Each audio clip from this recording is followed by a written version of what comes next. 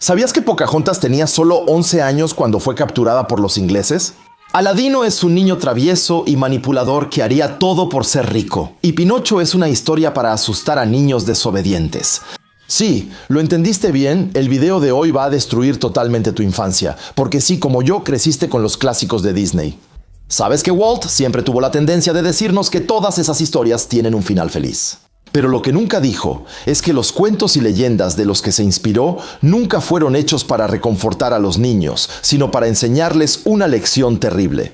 La vida es dura, pequeños, sí. Bueno, con lo que les voy a contar es más bien hardcore, como para mayores de 18 años. Y sí, porque estos cuentos, de los que se inspiran las películas de Disney, se han contado durante cientos de años de viajero en viajero. Y representan la realidad de una época en la que no existía Fortnite cuando te castigaban. No, si desobedeces, te van a comer los lobos, así de simple. Y eso es si tienes suerte. Si este concepto les suena, es porque este video en realidad es el segundo episodio. El primero ya tiene bastante tiempo. Hablamos sobre la historia y evolución de los cuentos, enfocándonos en las versiones hardcore de Cenicienta, Rapunzel y Peter Pan. Desde entonces, la tecnología ha avanzado y ahora podemos ofrecerles un verdadero cuento de horror. Hoy veremos 3 historias que inspiraron sus caricaturas favoritas de Disney. ¡Buena suerte! Intro. ¿Quién es, chavos?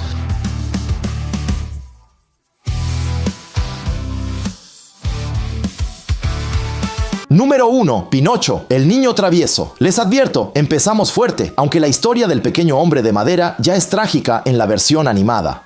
La que describe Carlo Collodi es prácticamente una guía para mostrarles a los niños desobedientes que inevitablemente terminarán sufriendo las peores tragedias, en este caso aquí. Una muerte horrible. Antes de eso, recordemos la historia de Pinocho en Disney. En un pueblo de Italia, el carpintero Geppetto crea una marioneta de madera llamada Pinocho. Una noche, el hada azul da vida a la marioneta como recompensa a la bondad del viejo, que soñaba con un hijo. Ella le advierte a Pinocho que solo será un niño de verdad si aprende a ser valiente, sincero y desinteresado. El hada encarga a Pepe Grillo guiarlo. En su primer día de escuela, se encuentra con el gran zorro y Gedeón, quienes lo venden a un titiritero. Gracias al hada azul, logra escapar, pero ahora cada vez que mienta su nariz se alargará. Pronto, vuelve a ser engañado y enviado a la Isla Encantada, donde los niños perezosos y desobedientes se transforman en burros. Entonces comprende su error y huye, pero cuando finalmente logra regresar a casa, descubre que Geppetto salió a buscarlo y fue devorado por una ballena. Entonces va a salvarlo, incluso a costa de su propia vida, la hada azul. Su valentía le devuelve la vida y lo convierte en un niño real. Como mencioné, no es la historia más alegre de Disney, pero la versión de Carlo Collodi oculta un trauma real del autor relacionado con los niños. Originalmente eran relatos publicados en un periódico infantil entre 1881 y 1883. Recuerden siempre que es una historia leída por niños. Esto es importante porque Collodi busca aterrorizar y traumatizar a los niños desobedientes. ¿Qué más? La historia comienza más o menos de la misma manera. Geppetto, un viejo artesano pobre y objeto de burlas, recibe de un amigo carpintero un tronco que parece gritar y llorar como un niño. Cuando la talla, se la da a Geppetto para que haga un muñeco. Con la esperanza de ganarse la vida, haciéndolo bailar en la calle, el viejo artesano acepta y esculpe su marioneta. Desde el inicio, el muñeco cobra vida, saca la lengua y causa un desastre en el taller. Los niños resultan molestos desde el principio. El autor retrata a Pinocho como ingrato, insolente y egoísta, un demonio. Así es como ve a los niños. Hoy diríamos trastorno por déficit de atención e hiperactividad, ¿entiendes? El muñeco solo hace tonterías y Geppetto intenta calmarlo, pero alerta a los vecinos que llaman a la policía. El viejo padre es arrestado por maltrato, así que Pinocho se queda solo en la casa y muere de hambre. Intenta cocinar un huevo podrido, pero un pájaro sale de la yema y se burla. El autor luego da la moraleja. Cada placer robado termina volviéndose contra el niño desobediente. Pinocho no se rinde, sigue buscando y encuentra al grillo parlante, quien le advierte que los niños desobedientes siempre terminan mal. Pinocho, furioso, le lanza un martillo y lo mata de un golpe. ¡Listo! Cuando Geppetto regresa a la casa, después de varios días en prisión, y también pobre y hambriento, aún así decide ayudar a la marioneta. Vende su chaqueta para comprarle un abecedario al niño y que pueda ir a la escuela. Al día siguiente, Pinocho ve una compañía de marionetas camino a clases. Entonces decide vender el libro para comprarse boletos para el espectáculo. El dueño del pequeño teatro ve que Pinocho está interrumpiendo la función. Furioso, decide echarlo al fuego para asar su cena, pero Pinocho le suplica que lo perdone. Conmovido, el hombre decide liberarlo y le da 5 monedas de oro para ayudar a su pobre padre. Dar dinero a un niño es una tontería, porque los chamacos son unos mocosos. Así me imagino al autor escribiendo la historia. Afuera, como en la caricatura, Pinocho es engañado por el gato y el zorro, quienes le prometen ayudarlo a multiplicar sus 5 monedas de oro. Pinocho, ingenuo, les cree y los sigue. Entonces, como conciencia, reaparece el fantasma del grillo y le dice que regrese a casa con Geppetto. Pinocho no obedece. Esa noche, el gato y el zorro enmascarados intentan robarle las monedas. Asustado, las esconde en la boca y huye. Pero los 2 bandidos lo alcanzan y deciden colgarlo de un árbol. ¡Carajo! ¡Ah, sí, lo cito! Le ataron la cuerda al cuello, lo colgaron de la rama más alta y quedó suspendido. Su cuerpo tembló, convulsionó y luego se detuvo. Un recordatorio. El títere nació hace pocos días. Así, en 1881, el cuento termina con Pinocho ahorcado por desobedecer. Bueno, les tranquilizo. En realidad, no fue exactamente así como terminó, porque después de todo, estamos en un periódico para niños y los padres de los pequeños lectores traumatizados estaban absolutamente horrorizados. Así que se volvieron locos, enviaron la mayor cantidad de cartas posible, lo que obligó a Collodi a escribir una continuación. Bueno, se los resumo. Aparece un hada de la que nunca habíamos oído hablar. Ella lo revive y le advierte que su nariz crecerá cada vez que mienta. La credulidad y la pereza del niño lo van a llevar cada vez a las peores situaciones, hasta que termina en el país de los juguetes. Se divierte ahí durante meses cuando de repente le empiezan a crecer orejas de burro. Es capturado, vendido a un circo, golpeado y arrojado al mar al no servir. Allí, unos peces devoran su piel de burro. El martirio sigue hasta que vuelve a ser marioneta. El final es parecido. Se reencuentra con Geppetto, quien ha estado viviendo en la oscuridad del estómago de un pez gigante durante 2 años. Y después de escapar, Pinocho finalmente se convierte en un niño obediente, cuidando a su viejo padre enfermo. El hada azul aparece por última vez y lo convierte en un niño real, dejando la marioneta inerte como símbolo de su pasado desobediente. La moraleja de la historia, según Collodi, es que los niños que desobedecen, mienten o son perezosos deben sufrir para aprender. Al final, la muerte, el ahorcamiento, las humillaciones y los castigos solo fueron obstáculos que Pinocho se ganó. Tenía que ser corregido para seguir el buen camino. Eso. Para que sepan, no es tan antigua. El abuelo de su abuelo pudo leerla de niño. Es curioso. Walt Disney tenía la habilidad de transformar historias horribles y mejorar su imagen, lo que cambió esos cuentos. Pero, ¿quién pensó en buscar relatos tan oscuros? Verán que la siguiente requirió mucho valor para adaptarse. Número 2. Pocahontas, la niña salvaje. Los niños de los 90 veían a Pocahontas como una princesa rebelde y valiente. La caricatura muestra una historia de amor entre 2 opuestos, similar a Romeo y Julieta, pero con final feliz. Excepto que en este caso no se trata de una novela o un cuento, sino de una historia real, totalmente trágica. Disney quizá debió dejar esto en el pasado. Recapitulando, en 1607, una colonia británica llega a América buscando oro. Liderados por el gobernador Radcliffe, las tierras de Virginia ya están habitadas por la tribu del jefe Powhatan. Pocahontas, su hija, es una joven libre y cercana a la naturaleza que rechaza casarse con Kocoum, el guerrero elegido para ella. Es amiga de un mapache, un colibrí y el espíritu del bosque, Gran Saus. Cuando los colonos desembarcan, Pocahontas conoce a Juan Smith. Se enamoran pese a sus diferencias culturales, pero la tensión entre los pueblos crece y provoca la muerte de Kocoum.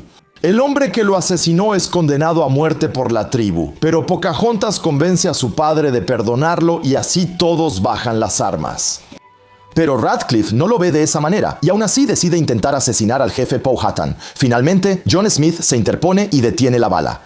Herido, regresa a Inglaterra. Pocahontas, con el corazón roto, decide quedarse con su pueblo. Su amor persiste a pesar de la distancia. Bueno, déjenme decirles que eso no fue para nada lo que pasó en su vida real. Disney, tras reinventar la historia, propuso una secuela. En Pocahontas 2, la joven viaja a Londres en una misión diplomática. Convencer a los ingleses de que su pueblo también posee una cultura civilizada, no solo son salvajes. Aprende las costumbres londinenses, pero sufre humillación e incomprensión. La película concluye con una nueva elección: ¿quedarse con John Smith o regresar a América? Entonces decide regresar, pero con John Rolfe, el caballero que le mostró el arte de vivir británico y con quien pasará su vida. Sí, se nota que hacen un esfuerzo, pero los descendientes de Pocahontas deben estar molestos. Aquí la verdad sobre la historia de Pocahontas. Primero, un detalle importante. Cuando llegaron los ingleses, Pocahontas tenía 11 años, no 20, aunque así era la época.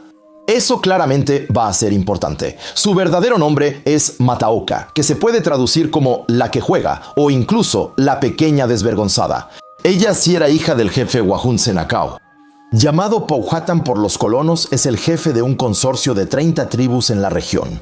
En 1607, los ingleses fundan Jamestown, la primera colonia en América del Norte. John Smith fue el primero en contactar a Pocahontas. Sí, mantendremos ese nombre para claridad. Según John, ella lo salvó de una condena de muerte de su padre. Al principio, los colonos enfrentan dificultades y John es capturado en una escaramuza. Es condenado a morir a golpes de maza, pero Pocahontas corre y pone su cabeza sobre la de él. Desde entonces, muchos dicen que John quizá inventó parte de la historia o no entendió bien la situación. Pocahontas fue quien creó el vínculo entre su tribu y los ingleses, llevando mensajes y comida durante la hambruna de la colonia. Más tarde, John resulta herido y regresa a Inglaterra. No hay historia de amor, solo una relación de mentor. En ese momento, Pocahontas deja de ir a Jamestown y se casa con el guerrero Cocom hasta que vuelven las tensiones entre los Powhatan y los ingleses. El comandante inglés secuestra a la hija del jefe para recuperar material robado y prisioneros. Como la niña aún es pequeña, su padre rechaza el intercambio por el bien de sus tribus y la confía a la familia Rolfe. Ahí la convierten al cristianismo, aprende inglés y la rebautizan como Rebecca. Para los ingleses es un milagro y símbolo de conversión. Pero para Pocahontas, obviamente se vive como una enorme humillación. Es entonces cuando el jefe de familia, John Rolfe, la presiona para casarse con él. Es un plantador de tabaco inglés y presenta esta unión como un matrimonio entre la civilización y la barbarie. Todo está bien.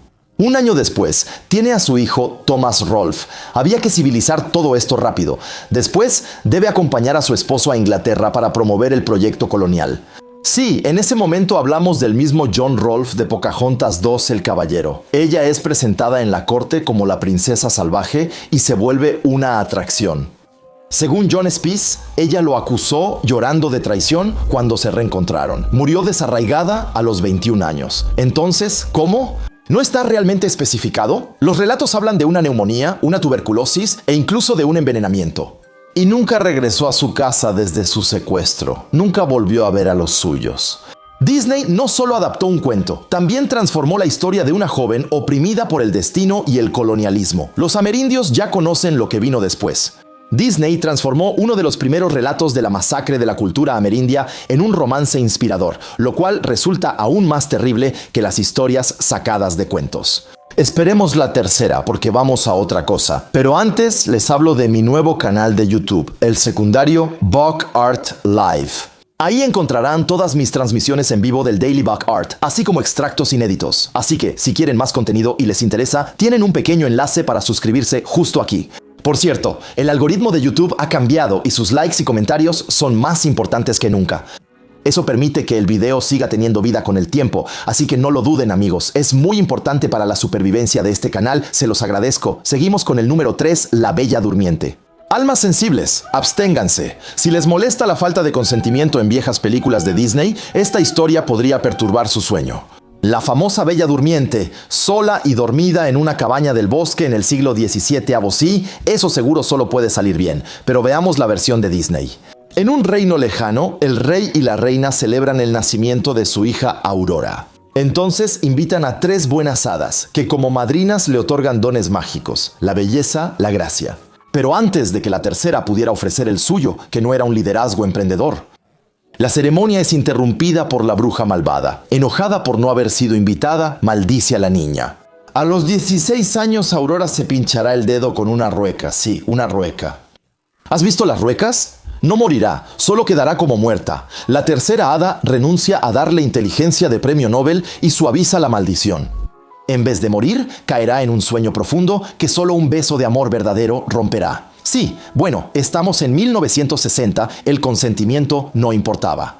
Aurora es criada por sus hadas madrinas en el bosque para protegerla. 16 años después, se enamora de un príncipe que pasa por ahí.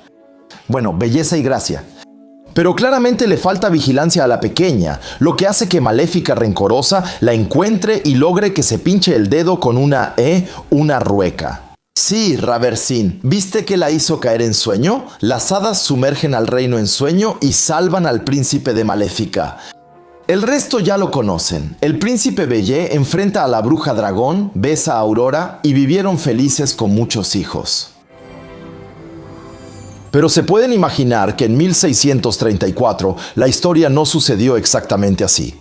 La Bella Durmiente está inspirada en el cuento de John Battista Basile, El Sol, la Luna y Thalia. A él le debemos algunos de los cuentos más conocidos, conocidos porque Disney prácticamente se los robó todos, pero no es el único. La mayoría de estos cuentos también fueron retomados o adaptados en Francia por Charles Perrault o en Alemania por los hermanos Grimm. Él fue quien escribió, entre otros, Cenicienta, Rapunzel o La Bella y la Bestia. Y se los digo, ninguno termina como en Disney. No es la misma época, señora, pero volvamos a nuestra Bella Durmiente. Aquí no hay hadas ni brujas en este gran reino. El rey, tras el nacimiento de su hija Thalia, llamó a astrólogos para conocer el futuro de la princesa. Todos coincidieron en que Thalia sería amenazada por una astilla de lino algún día. Si una fibra tocaba su piel, viviría en desgracia. ¿No se burlan? Algunos aún creen que la tierra es plana. El rey, asustado, ordenó quitar todas las ruecas del palacio.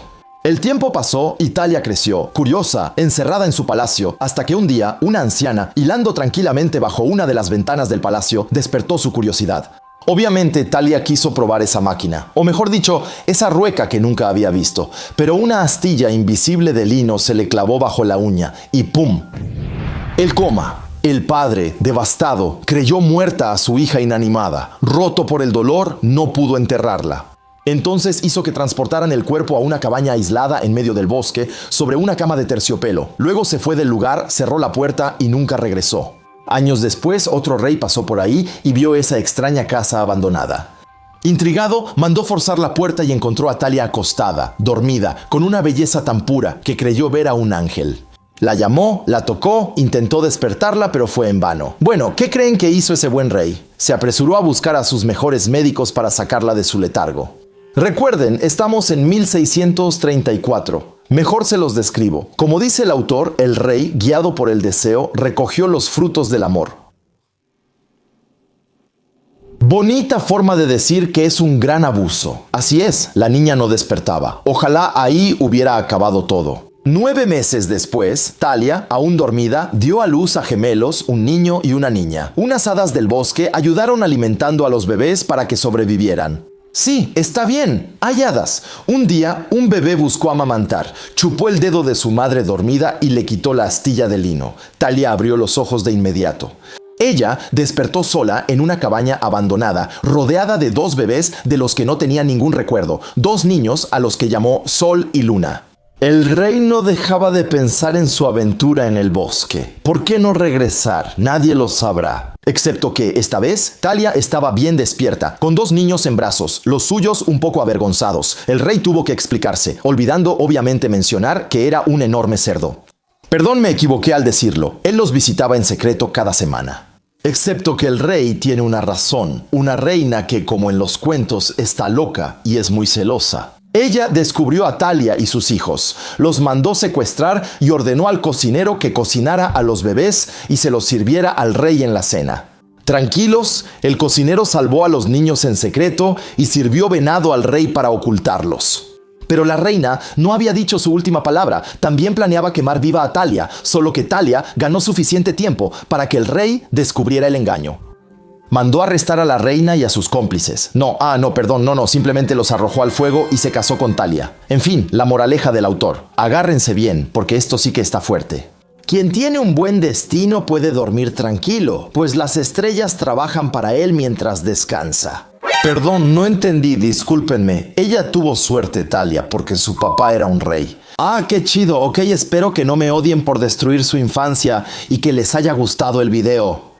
Comenten si quieren una parte 3. Podemos hablar del destino trágico de Mulan, el cuento de Blancanieves, los hermanos Grimm que son muy sádicos, o de Alicia, en el País de las Maravillas, que va mucho más lejos en la locura que la caricatura. La parte 1 del video está aquí. Nos vemos la próxima semana con nuevo video. No olviden ser curiosos, ese es el secreto para la felicidad. Chao.